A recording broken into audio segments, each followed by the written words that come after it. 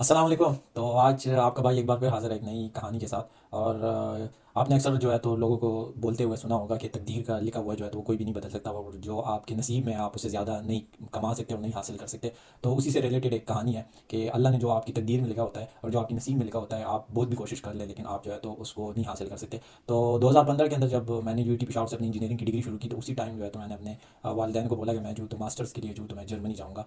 और मुझे जर्मनी बहुत ही ज़्यादा पसंद था।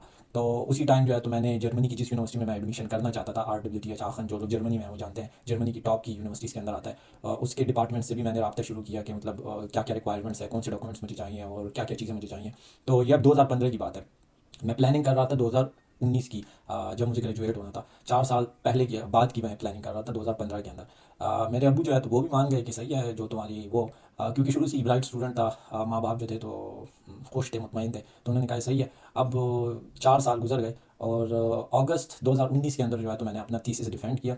और उसके बाद जो है तो 2 महीने बाद अक्टूबर 2019 के अंदर जो है तो मैंने जर्मनी के एम्बेसी के अंदर जो है तो अपॉइंटमेंट के लिए अप्लाई किया। जो लोग जर्मनी के लिए अप्लाई कर चुके हैं या जर्मनी जा चुके हैं उनको पता है कि जर्मनी के अंदर जब आप वीज़ा एप्लीकेशन के लिए जो है तो एम्बेसी के लिए अप्लाई कर रहे होते हैं, तो उस टाइम हमारे टाइम में जो था तो 4 से 5 महीने लग जाते थे। तो अगस्त के अंदर मैं फ़ारिग हूँ, 2 महीने बाद अक्टूबर के अंदर मैंने अप्लाई किया वीज़ा एप्लीकेशन के लिए कि मुझे आप अपॉइंटमेंट दें। ये उस टाइम की बात है जब ना मेरे पास डिग्री थी, ना मेरे पास ट्रांसक्रिप्ट था, ना मेरे पास आइट्स था, ना मेरे पास एडमिशन लेटर था। लेकिन मुझे पता था कितना टाइम लगेगा, तो मैंने पहले से ही जो है तो पासपोर्ट बनाया और सीधा अपॉइंटमेंट के लिए अप्लाई किया। नवंबर के अंदर मुझे डिग्री मिली है और दिसंबर के अंदर जो है तो मैंने आइट्स क्लियर किया है। जनवरी के एंड तक जो था तो मेरे पास जो था तो उसी यूनिवर्सिटी का जिसका मैंने सोचा था कि मैं यहाँ पर जाऊँगा, उसका एडमिशन लेटर मेरे पास सिक्योर था।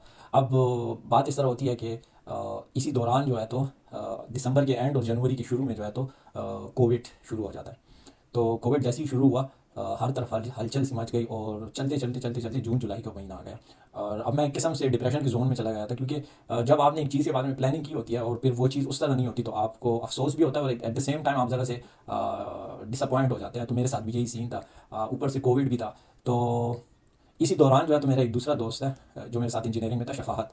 शफाहत ने इटली के अंदर अप्लाई किया हुआ था, तो शफाहत ने मुझे कहा कि यार जर्मनी का कुछ पता नहीं लगता और to be on the safe side तुम यहाँ पर भी अप्लाई कर लो। मैंने कहा सही है। ये जुलाई की बात है जिस टाइम जो है तो नॉन यूरोपियंस के लिए एडमिशन ऑलमोस्ट हर प्रोग्राम के अंदर फिनिश थे, लेकिन जिस यूनिवर्सिटी में उसे एडमिशन मिला हुआ था उसके अंदर एक प्रोग्राम ओपन था, ट्रांसपोर्ट सिस्टम इंजीनियरिंग का। और उसके अंदर मैंने अप्लाई किया। उसके बाद जो है तो मेरे दोस्त ने जो है तो शफात ने मेरे लिए स्कॉलरशिप के लिए अप्लाई की। और इटली में भी मैंने जो है तो एडमिशन के लिए अप्लाई किया, उसने मेरे लिए स्कॉलरशिप के लिए अप्लाई की। 1 महीने बाद जो है तो अगस्त 2020 के अंदर जो है तो शफाहत के पीछे जो है तो Rochester institute of technology Dubai के अंदर जो है तो उन्होंने उसको जो है तो असिस्टेंटशिप ऑफर की और साथ में मास्टर की डिग्री भी ऑफर की। तो जिस बंदे ने मुझे इटली की तरफ डाइवर्ट किया, वो बंदा खुद जो है तो दुबई चला गया। और मेरा जो है तो 2-3 महीने बाद अपॉइंटमेंट आ गई, इटली का वीज़ा आ गया। अब जर्मनी का still I am waiting.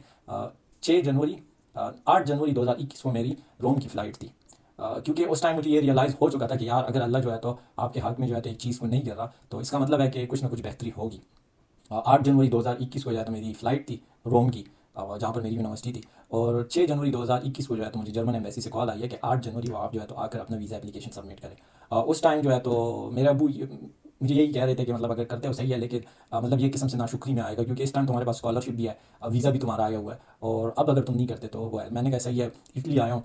Italy के बाद जो तो अल्लाह ने बहुत रहम किया है। उसके बाद जो है तो तालीम के दौरान जो है तो 5-6 कंट्रीज़ जो है तो मैंने एक्सप्लोर किया, 3 मुल्कों के अंदर मैंने सबक पढ़ा है। और अ, बात इस कहानी की मेजर बात यह है कि वो जर्मनी जिसके बारे में जो है तो मैंने 5 साल पहले प्लानिंग शुरू की थी, तो असल में वो मेरे नसीब में नहीं था। अल्लाह नहीं चाहता था कि मैं वहाँ पर जाऊँ। अब इसके अंदर अल्लाह की कुछ ना कुछ हिकमत होगी, मुझे पता नहीं है कि क्या हिकमत है। लेकिन आज मेरे 4 साल यूरोप के अंदर मुकम्मल हुए हैं। 15-16 ममालिक जो है तो मैं देख चुका हूँ, लेकिन आज तक मैं जर्मनी मतलब टूरिज़्म के लिए भी नहीं गया। अब इसका ये मकसद नहीं है कि मैं जो तो मेरा मेरा दिल नहीं करता या मैं जाना नहीं चाहता, लेकिन बस नसीब की बात है। वरना बेल्जियम के अंदर मैं जिस सिटी के अंदर रहता था, तो वहाँ से आखन जिस सिटी के अंदर एजुकेशन करने के लिए जो तो मैंने 2015 के अंदर प्लानिंग शुरू की थी। तो मेरा बेल्जियम के अंदर जो सिटी है लोवेन, वहाँ से जो है तो आखिर तक जो रास्ता था तो वो मेरे ख्याल में 1.5 आवर का रास्ता था। लेकिन बस नसीब की बात है, 1 साल मैंने बेल्जियम के अंदर गुजारा तब भी नहीं गया। तो इस वीडियो को बनाने का मेन मकसद ये है कि बेशक बहुत सारे लोग जो है तो वो सोचते हैं और हर बंदा अपने लिए जो है तो कुछ प्लान करता है, लेकिन कभी भी जो है तो उस प्लान्स के साथ जो है तो आप इतना अपने आप को डेडिकेट ना करें कि बाद में अगर वो चीज़ ना हो तो आप जो है तो डिसअपॉइंट हो जाएं या फ्रस्ट्रेट हो जाएं या डिप्रेशन के अंदर चले जाएं। क्योंकि ज़िंदगी के अंदर बहुत सारी चीज़ें आपके साथ जब हो रही होती हैं, आपको उस टाइम समझ नहीं आ रहा होता, क्योंकि आप ज़ाहिर ही बात है, इंसान है, आपको पता नहीं है कि अल्लाह ने आपके नसीब में क्या लिखा हुआ है। लेकिन एक वक्त आएगा जब आप जो है तो उस चीज़ों के बारे में जब सोचेंगे तो आपको एहसास होगा कि मतलब ज़रूर जो है तो इसके अंदर कुछ ना कुछ हिकमत की बात होगी। और अल्लाह का शुक्र है, मतलब मैंने जो है तो तालीम बहुत ही अच्छे तरीके से की है। अपनी मास्टर्स की डिग्री, जितने जितने का पैकेज मुझे अपनी मास्टर्स की डिग्री मिला है स्कॉलरशिप का, उतने में जो है तो मतलब लोग जो है तो अपनी नर्सरी से लेकर जो है तो यूनिवर्सिटी तक, यूनिवर्सिटी क्या कि पीजी तक एजुकेशन करते होंगे। लेकिन वही बात है कि अगर उस टाइम मैं जो तो अपने माँ बाप की ना सुनता और मैं जो तो जर्मनी का ही एप्लीकेशन सबमिट करता, तो हो सकता है कि मैं अच्छा होता। लेकिन ये फ़ैसला भी जो था तो इसने मुझे ज़्यादा फ़ायदा दिया। तो इस वीडियो को बनाने का मेन मकसद ये था कि ज़रूर जो है तो आप अपने प्लान सेट करें, लेकिन कुछ चीज़ें जो हैं तो वो अल्लाह पर छोड़ दें, और यकीन रखें कि जो भी अल्लाह आपके हक़ में रखेगा तो वो बहुत ही ज़बरदस्त होगा, तो बाद में आप बहुत ही मुतमईन होंगे। तो उम्मीद है कि आपको इस वीडियो से सीखने को कुछ मिलेगा, स्पेशली वो लोग जो बाहर आ रहे हैं। और क्योंकि पाकिस्तान से जब आप वीज़ा एप्लीकेशंस के लिए किसी भी कंट्री के लिए अप्लाई कर रहे होते हैं तो बहुत ही फ्रस्ट्रेटेड सिचुएशन होता है, 8-8 9 9 महीने आपको इंतज़ार करना होता है। लेकिन एक बात का हमेशा यकीन रखें कि जो आपके हक़ में होगा तो वो आपसे कोई भी नहीं छीन सकता।